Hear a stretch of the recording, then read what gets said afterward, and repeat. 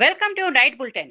ఆంధ్రప్రదేశ్లో ఇటీవల చోటు చేసుకున్న పరిణామాలను చూసి రాష్ట్రంలో అసలు ప్రభుత్వం ఉందా అనిపిస్తోందని వైఎస్ జగన్మోహన్ రెడ్డి తీవ్ర విమర్శలు గుప్పించారు. ప్రజలకు సంక్షేమం అందడం లేదని, అభివృద్ధి కనిపించడం లేదని ఆయన వ్యాఖ్యానించారు. సూపర్ 6 లో అన్ని అమలు చేశామని ప్రభుత్వం చెబుతున్నా అవి అబద్ధాలని, ప్రజలను మోసం చేస్తున్నారని జగన్ ఆరోపించారు. ప్రజలకు అన్యాయం చేస్తా ఉన్నాడు అనే దాని మీద మూడో అంశం.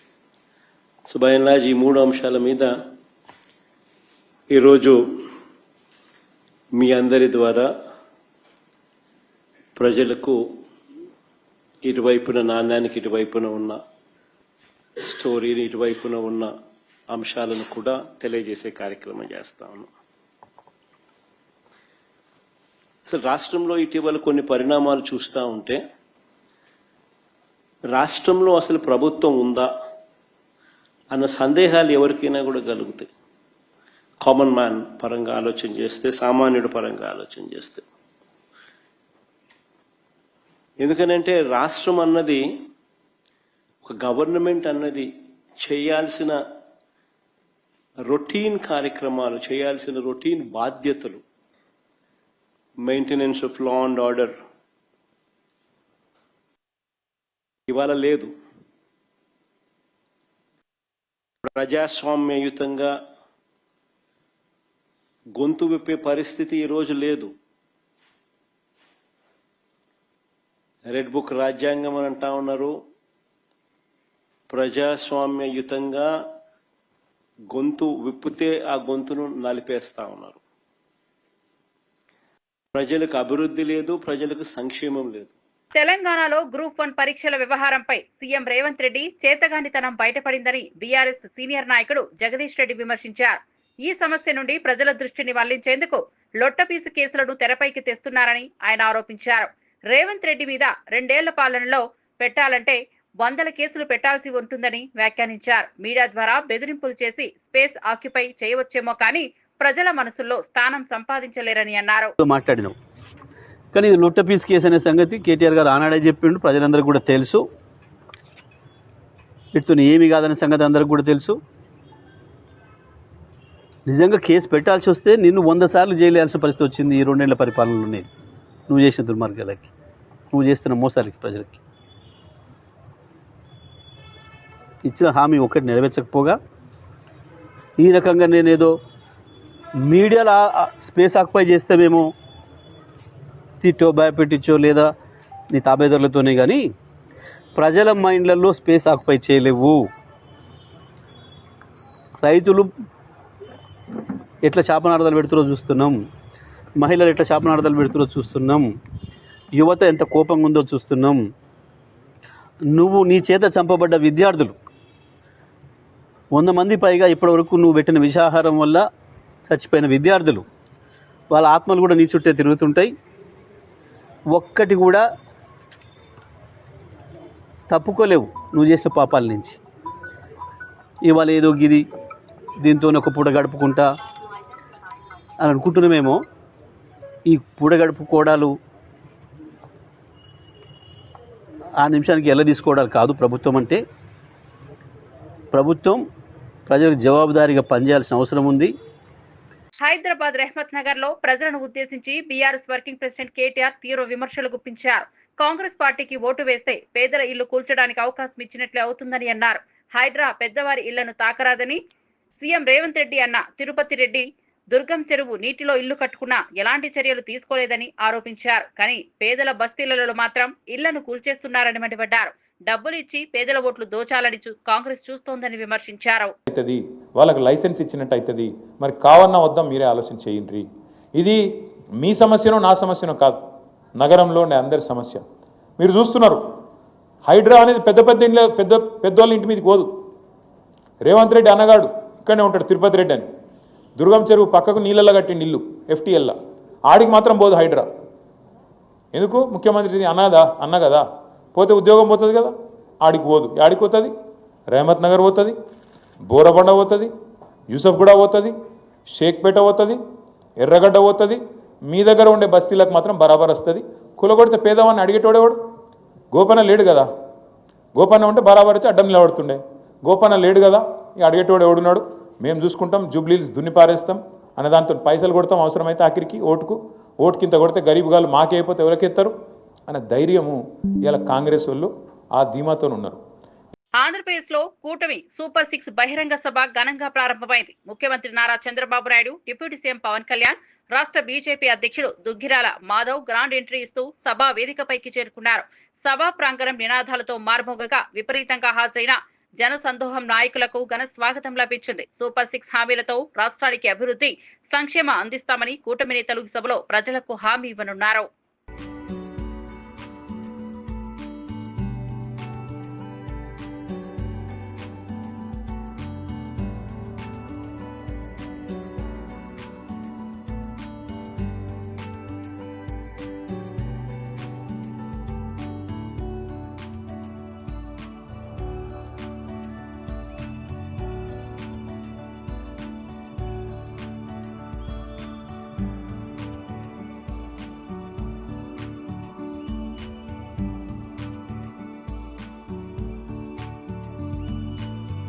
ఆంధ్రప్రదేశ్ డిప్యూటీ ముఖ్యమంత్రి పవన్ కళ్యాణ్ ప్రజలను ఉద్దేశించి కీలక వ్యాఖ్యలు చేశారు. రాష్ట్రంలో ఆర్థిక ఇబ్బందులు ఉన్నా కూడా కూటమి ఇచ్చిన సూపర్ 6 హామీలను అమలు చేస్తున్నామని తెలిపారు. రాయలసీమను రత్నాల సీమగా మార్చేందుకు చిత్తశుద్ధితో కృషి చేస్తున్నామని చెప్పారు. ప్రతి కుటుంబానికి 25 లక్షల రూపాయల ఆరోగ్య బీమా అందిస్తున్నామని, సంక్షేమాన్ని ప్రజల దరిదాపుల్లోకి తీసుకురావడం ప్రభుత్వ ధ్యేయమని పవన్ కళ్యాణ్ స్పష్టం చేశారు. ఈ నేల ఒక పుట్టపర్తి నారాయణాచార్యులు, కవి బళ్ళారి రాఘవ గారు లాంటి నాటకరంగ రచయిత, నటుడు, విధాన్ విశ్వం లాంటి మహానుభావులు, గజ్జల మల్లారెడ్డి గారి లాంటి కవులు, ఇలాంటి వాళ్ళందరూ పుట్టిన నేల. ప్రతి రాయలసీమ కవులు, కళాకారులు అనేది ఋతువులు ఎన్నైనా మా రాళ్లసీమకి ఒకటే ఋతువు, కరువు ఋతువు. కాలాలు ఎన్నైనా మా రాయలసీమకి ఒకటే కాలం, ఎండాకాలం. దాన్ని మనం రూపుమాపే ప్రయత్నం చిత్తశుద్ధితో చేస్తోంది. పరిశ్రమలు, ఉద్యాన పంటలు, సాగునీటి ప్రాజెక్టులు మొదలైనవి చేపట్టి రాయలసీమని రతనాల సీమగా మార్చే దిశలోనే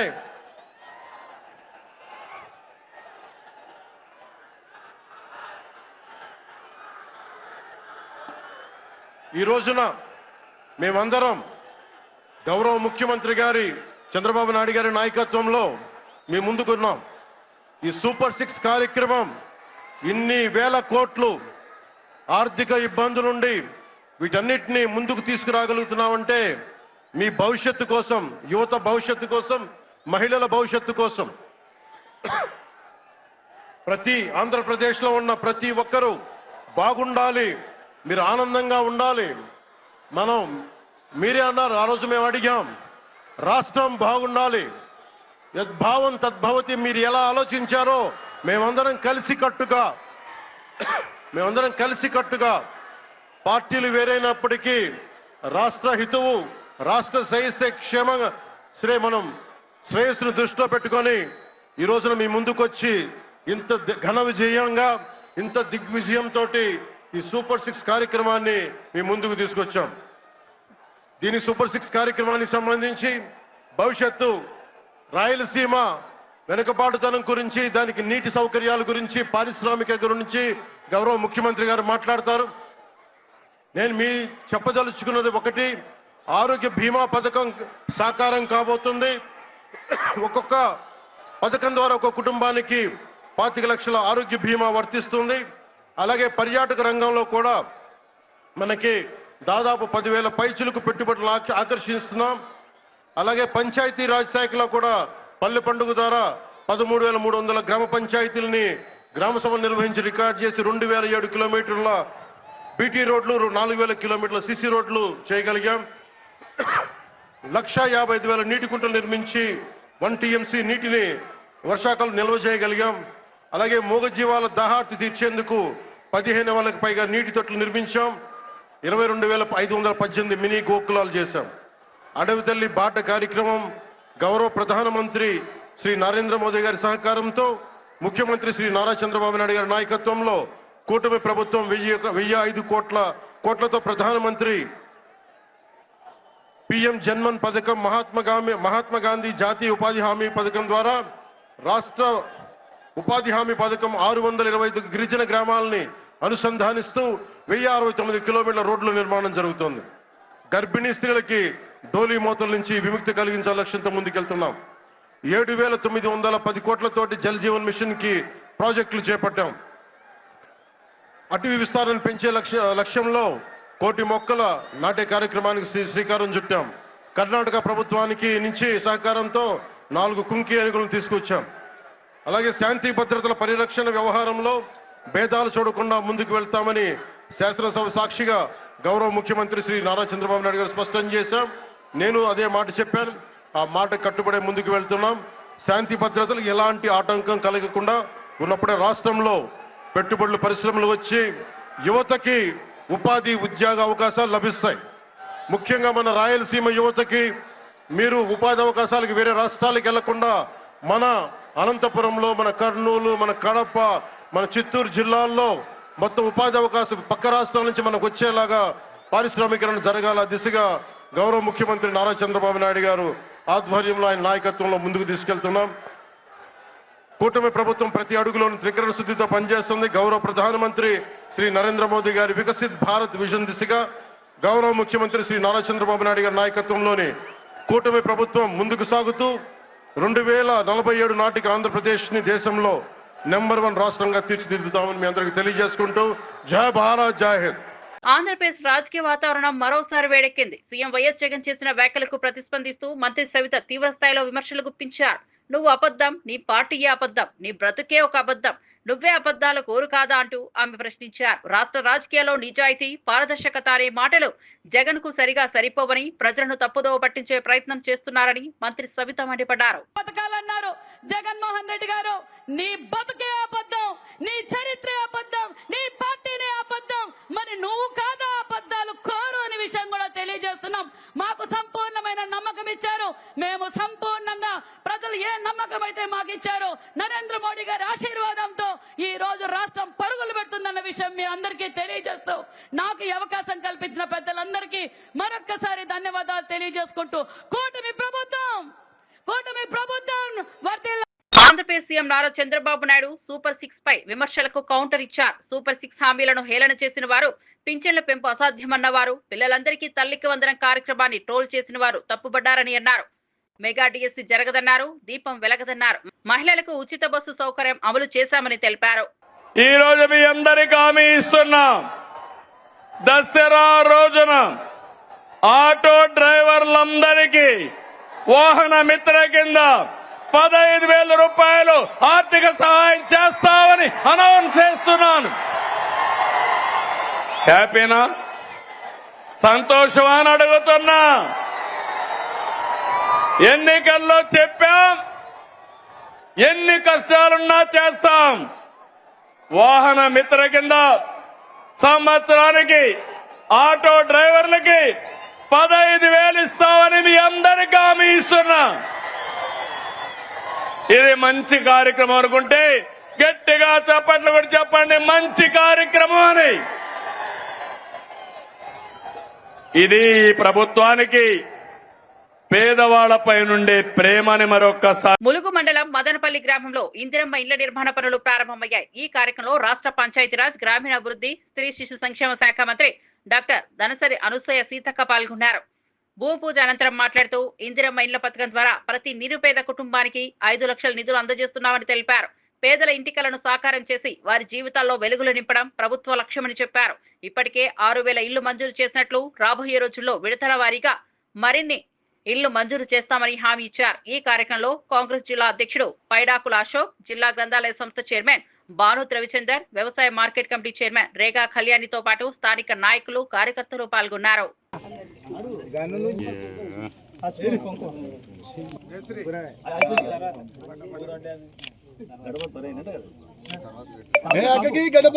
బీజేపీ ఎమ్మెల్యే రాజాసింగ్ సంచలన వ్యాఖ్యలు చేశారు. కిషన్ రెడ్డి రాజీనామా చేస్తే తాను కూడా రాజీనామా చేస్తానని ప్రకటించారు.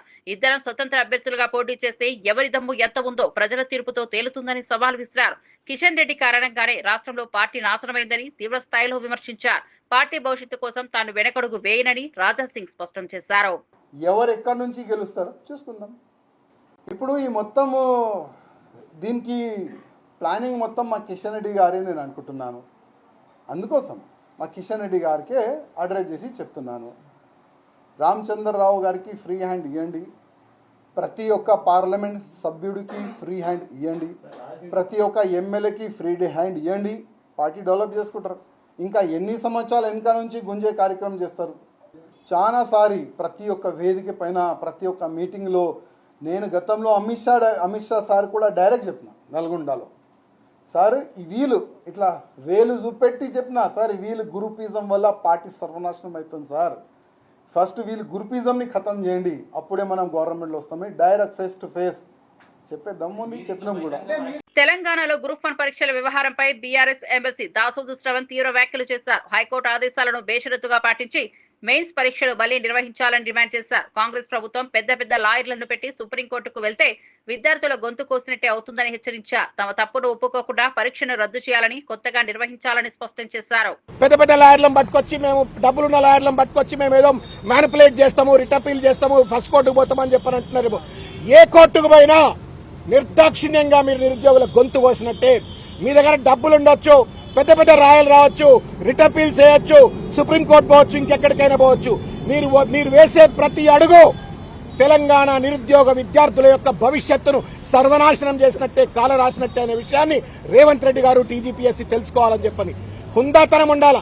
చేసిన తప్పును కోర్టు ఇంత స్పష్టంగా చెప్పిన తర్వాత హుందాతనంతో తప్పును ఒప్పుకొని ఆ పరీక్షను పూర్తిగా రద్దు చేస్తే మీకు కూడా మానవత్వం ఉంది, విఘ్నత ఉంది అని చెప్పని ప్రజలు అనుకుంటారు. కాబట్టి ఈ యొక్క పరీక్షను రిటపీల్ అని చెప్పని హైకోర్టు ఆర్డర్కు వ్యతిరేకంగా పోకుండా వెంటనే రద్దు చేయాలని చెప్పని, అదేవిధంగా ఇన్ని తప్పులు ఎట్లా జరుగుతాయి? There is an IAS officer sitting there. ఆయన ఒక చైర్మన్, ఆయన కింద ఇంకొక సెక్రటరీ ఉంది, ఆమె ఐఏఎస్ ఆఫీసర్, ఇంతమంది అధికారులు ఉన్నారు. ఇంతమంది ఉండగా ఇన్ని లోపభూయిష్టంగా ఎగ్జామ్ ఎట్లా నిర్వహిస్తారు? ఇన్ని లక్షల మంది జీవితాలతో ఎట్లా చెలగాటమాడతారు? అంటే తప్పనిసరిగా దీంట్లో ఉన్నటువంటి ఒక అవినీతి వెనక ఉన్నటువంటి ఒక పెద్దలు ఎవరు, తిమింగలాలు ఎవరు బయటికి రావాలా. వాళ్లపైన చర్యలు తీసుకోవాలంటే పూర్తి స్థాయిలో విచారణ జరపాలని చెప్పని కోరుతాం. తెలంగాణలో గ్రూప్ 1 నియామకాలపై సీరియస్ ఆరోపణలు వెలువడ్డాయి. బహుజన సమాజ్ పార్టీ రాష్ట్ర అధ్యక్షుడు ఆర్ఎస్ ప్రవీణ్ కుమార్ మాట్లాడుతూ ఒక కాంగ్రెస్ మంత్రి గ్రూప్ 1 ఉద్యోగం కోసం 3 కోట్ల రూపాయలు అడిగారని సంచలన వ్యాఖ్యలు చేశారు. రాష్ట్రంలో ఉద్యోగ నియామకాలలో అవినీతి బహిర్గతమైందని, దీనిపై నిక్షిప్తపాత విచారణ జరగాలని ఆయన డిమాండ్ చేశారు. నిరుద్యోగుల భవిష్యత్తులో ఆడుకోవడం అసహనీయమని, ప్రభుత్వమే దీనిపై స్పష్టమైన సమాధానం చెప్పాలని ప్రవీణ్ కుమార్ డిమాండ్ చేశారు. ఒక ట్రాన్స్ఫర్ కే మేము కాంగ్రెస్ వాళ్ళ 30 లక్షలు తీసుకుంటాము, మీరు గ్రూప్ 1 ఉద్యోగం కావాలంటే 3 కోట్ల రూపాయలన్నా ఇవ్వరా అని చెప్పి కాంగ్రెస్ నాయకులు నిరుద్యోగులతో బేరసారాలు చేస్తున్నట్టుగా కూడా మీడియాలో వార్తలు వస్తున్నాయి. అయ్యా రేవంత్ రెడ్డి గారు, మీరు సిబిఐ విచారణ జరపాల్సింది కాళేశ్వరం ప్రాజెక్టు మీద కాదు, జనాల పొట్టనిప్పే కాళేశ్వరం ప్రాజెక్టు మీద కాదు, నిరుద్యోగుల పొట్టగొట్టే ఈ ఎగ్జామినేషన్లు ఏవైతే అవకతవకలున్నాయో టీజీపీఎస్సీ వ్యవహారం మీద సిబిఐ ఎంక్వైరీ జరపాలి. కూటమి పాలనలో సూపర్ 6 కాదు, అనేక సిక్సర్లు కొట్టామని బీజేపీ రాష్ట్ర అధ్యక్షుడు పివిఎన్ మాధవ్ అన్నారు. బుధవారం అనంతపురంలో నిర్వహించిన సూపర్ 6 సూపర్ హిట్ సభలో ఆయన ప్రసంగించారు. ప్రజా రాజధాని అమరావతి నిర్మాణం, పోలవరం ప్రాజెక్టు కోసం కేంద్రం భారీగా నిధులు కేటాయిస్తోందని తెలిపారు. కేంద్ర రాష్ట్ర ప్రభుత్వాల సహకారంతో పోలవరం ప్రాజెక్టు 2 ఏళ్లలో పూర్తవుతుందని ఆశాభావం వ్యక్తం చేశారు. సామాజిక సమరత సాధించడానికి, ఆర్థిక సమానత్వం సాధించడానికి, రాష్ట్ర అభివృద్ధి సాధించడానికి ఆలోచించిన అద్భుతమైన పథకాలుగా మనం వేన్నాళ్ల కొనియాడుతున్నాం. కేవలం ప్రజలే కాదు, మిగతా రాష్ట్రాలు కూడా ఇవి సూపర్ 6 కాదు, అనేక 6లు మనందరం కూడా చూసాం. ఐపీఎల్లో హైయెస్ట్ 6లు కొట్టిన వాడికి అవార్డు ఇస్తారు. ఇవాళ ఈ యొక్క ఆంధ్రప్రదేశ్ మన గౌరవ ముఖ్యమంత్రి చంద్రబాబు నాయుడు గారి నేతృత్వంలో కేవలం 6 6లు కొట్టలేదు, అనేక 6లు కొట్టాం. మనం గాని గమనిస్తే ఈ కూటమి ప్రభుత్వం ఏర్పడిన వెంటే మన ప్రియతమ ప్రధాని నరేంద్ర మోడీ గారి నేతృత్వంలో మనందరి యొక్క జీవన నాడి పోలవరానికి సంబంధించిన 12,517 కోట్ల రూపాయలు మనకి మంజూరు చేయడం ద్వారా మన సాగునీరు, తాగునీరు కష్టాలు తీర్చి ముందుకెళ్లడానికి ఇవాళ మార్గం సుగమం చేశారు. త్వరలోనే 2 సంవత్సరాల్లోనే ఇవాళ కూటమి నేతృత్వంలో గౌరవ ముఖ్యమంత్రి చంద్రబాబు నాయుడు గారు, డిప్యూటీ ముఖ్యమంత్రి పవన్ కళ్యాణ్ గారి నేతృత్వంలో 2 సంవత్సరాల్లో పూర్తయి గ్రావిటీలో కృష్ణా బేసిన్ కి నీరు రావటం, కృష్ణా బేసిన్ కి నీరు వస్తుందంటే రాయల రాయలసీమకి ఏదైతే 200 టీఎంసీ హామీ ఉందో అది నెరవేరడానికి త్వరలోనే కాబోతుందని మీ అందరికీ చెప్పడానికి ఇవాళ గర్వపడుతున్నాను. కేవలం అదే కాదు, ఇవాళ మన రాజధాని అమరావతి నిర్మాణం కోసం కేంద్రం 15,000 కోట్ల రూపాయలు గ్రాంట్ రూపంలో 11,000 రూపాయలు మనకి ఏదైతే హడ్కో నుంచి రుణ రూపంలో అనేక రకాల ఇతర అవసరాల కోసం నిధులు మన ప్రాంతానికి ఇవ్వటం ద్వారా అమరావతి నిర్మాణానికి కేంద్ర రాష్ట్ర ప్రభుత్వాలు చేస్తున్న కృషి, గౌరవ ముఖ్యమంత్రి చంద్రబాబు నాయుడు గారి నేతృత్వంలో ఒక భవ్యమైన రాజధాని, ప్రజా రాజధాని నిర్మించబోతున్నాం. అది ఇంకో 6 అని మనం గమనించాలి. కేవలం ఇదే కాదు, మన ప్రాంతంలో ఉపాధి ఉద్యోగ అవకాశాలు కల్పించే విధంగా మన ప్రాంతానికి కల్పతరువుగా ఉన్న ఏదైతే విశాఖ స్టీల్ ప్లాంట్ ఉందో, స్టీల్ ప్లాంట్ ని రక్షించడం కోసం 11,440 కోట్ల రూపాయలు ఇవ్వటం, దీంతో పాటు ఈక్విటీ మిగతా అవసరాలకన్నిటికీ డబ్బులు ఇవ్వటం ద్వారా ఇవాళ స్టీల్ ప్లాంట్ నిలబెట్టడం కూడా కూటమి ఘనత. ఇదొక 6 అని మనం గమనించాలి. కేవలం ఇదే కాదు, మన ప్రాంతంలో సుమారు గత ఏడాదిలో 9,75,000 కోట్ల రూపాయలు పెట్టుబడులు వచ్చాయి. ఒక సంవత్సరంలో ఒక రాష్ట్రానికి ఇంత పెద్ద ఎత్తున నిధులు ఏ రాష్ట్రానికి రాలేదనే విషయం మనం గమనించాలి. ఇవాళ డబుల్ ఇంజన్ సర్కార్ అంటే, కూటమి ప్రభుత్వం అంటే ఏమిటి అంటే, ఒక సంవత్సరంలో 9,75,000 కోట్ల రూపాయలు అక్షరాల మన ప్రాంతానికి రావటం ఏదైతే ఉందో, రాబో కాలంలో అనేక రకాల ఉపాధి ఉద్యోగ అవకాశాలు కల్పన అవుతుంది. ఎంత అవుతుంది అంటే 20 లక్షలు మనం కూటమి ప్రభుత్వం ఆధ్వర్యంలో మీకు భరోసా ఇవ్వటం జరిగింది. మీ అందరికీ తెలియజేస్తున్నాను, 20 లక్షలు మించి ప్రజలందరికీ కూడా ఉపాధి కలిగే విధంగా ఇవాళ మనకి పెట్టుబడులు వచ్చాయి. కేవలం పేపర్ మీద ఎంఓయూలు కాదు, అవన్నీ కూడా స్థలాలు సేకరణే, పూర్తి స్థాయిలో పనులు ప్రారంభమే. ఇవాళ మన గ్రీన్ హైడ్రోజన్ ప్రాజెక్ట్, విశాఖపట్నం సంబంధించి ఎన్టీపీసీ సంబంధించిన ఏదైతే ప్రాజెక్ట్, దాని తర్వాత ఆర్సెల్ మిట్టల్ అని చెప్పి ఇంటిగ్రేటెడ్ స్టీల్ ప్లాంట్ సంబంధించిన నిర్మాణం కానీ, బీపీసీఎల్ సంబంధించిన పెట్రో కెమికల్ కాంప్లెక్స్ కానీ, ఈ విధంగా అనేక రకాల పెట్టుబడులు వస్తున్నాయి. మననే నరేంద్ర మోడీ గారి నేతృత్వంలో మనకి ఏదైతే semi conductor unit south Korea company మన ప్రాంతానికి రావటం అంటే గొప్ప అడుగు, ముందడుగా. కాళేశ్వరం ప్రాజెక్టుపై సిబిఐ విచారణ ప్రారంభమైన నేపథ్యంలో బీఆర్ఎస్ నాయకులు ఆగ్రహంతో స్పందిస్తున్నారని మంత్రి వివేక్ వ్యాఖ్యానించారు. కమిషన్ల కోసం కేసీఆర్ ఫామ్ హౌస్ కు నీళ్ల కోసం మాత్రమే కాళేశ్వరం కట్టారని విమర్శించారు. ఈ ప్రాజెక్ట్ నిర్మాణంలో భారీగా అవినీతి జరిగిందని కేటీఆర్ సోదరి కవిత స్వయంగా ఒప్పుకున్నారని వివేక్ తెలిపారు. బహిరంగ వేదికలపై చెప్పిన మాటలను ప్రజలు మర్చిపోలేరని గుర్తు చేశారు. 1,000 కోట్లు ఖర్చు చేసిన కాళేశ్వరం ద్వారా ఒక్క బొట్టు నీళ్లు కూడా ఉపయోగం లేని పరిస్థితి ఏర్పడిందని ఆయన ఎద్దేవా చేశారు. ఎందుకు భయపడుతున్నారు, ఎందుకు ఫ్రస్ట్రేషన్ లో ఉన్నారు? ప్రజలు మీకు ఇంట్లో కూర్చోమని తీర్మానం ఇచ్చింది, ఇంట్లో కూర్చోండి అని. ఇప్పుడు కాళేశ్వరం ప్రాజెక్టు మీ హయాంలో కట్టిండ్రు, మీ హయాంలో కమిషన్లన్నీ దోచుకున్నారు. అందరు కూడా సెంట్రల్ వాటర్ కమిషన్ కూడా అన్నది, అరే మీరు నీళ్లు తుమ్మిడి అట్టలా లేకుంటే కాళేశ్వరంలో ఎట్లా ఉంటాయి నీళ్లు? నిజంగా అర్థం కాని సమస్యలు వారు మాట్లాడుతున్నారు. నేను మొన్న కూడా మేము రేవంత్ రెడ్డి గారు ఏదైతే ప్రాణహిత చెవుల స్కీమ్ లో డ్రింకింగ్ వాటర్ సప్లై సిటీ కోసము 20 టీఎంసీ నీళ్లు ఆ రోజుల్లోనే కేటాయించడం జరిగింది. 11,000 కోట్ల రూపాయలు ఖర్చు పెట్టింది కూడా, ఇంకా 24,000 కోట్లు ఖర్చు పెడితే ఈ ప్రాజెక్ట్స్ అన్ని కూడా పూర్తిగా అయ్యేది. కానీ కేవలం కమిషన్లు దోచుకోనికే కాళేశ్వరం ప్రాజెక్ట్ పెట్టడం జరిగింది. ఇప్పుడు మాక్సిమం 20 టీఎంసీ నీళ్ళే మనకు సిటీకి అవసరం, ఇంకా పంపింగ్ అవసరం. దానికి పోయి మల్లన్న సాగర్ లో 50 టీఎంసీ రిజర్వాయర్ కట్టింది. ప్రపంచంలోనే చాలా తక్కువ చోట్ల ఇంత పెద్ద రిజర్వాయర్ కట్టడం. కేవలం కేసీఆర్ ఫామ్ హౌస్ కి గుండెపోచమ్మకు నీళ్లు తీసుకుపోవడానికి ఈ ప్రాజెక్ట్ లో ఇష్టం వచ్చినట్టు అవినీతి జరిగింది. ఏదైతే రాష్ట్ర ప్రభుత్వము రేవంత్ రెడ్డి గారు నిర్ణయం తీసుకున్నారో ఒక సిబిఐ ఎంక్వైరీ పెట్టాలి, దీనిలో ఏదైతే అవకతవకలు అయినాయో ఇవన్నీ కూడా బయట పెట్టేది అవసరం ఉన్నది.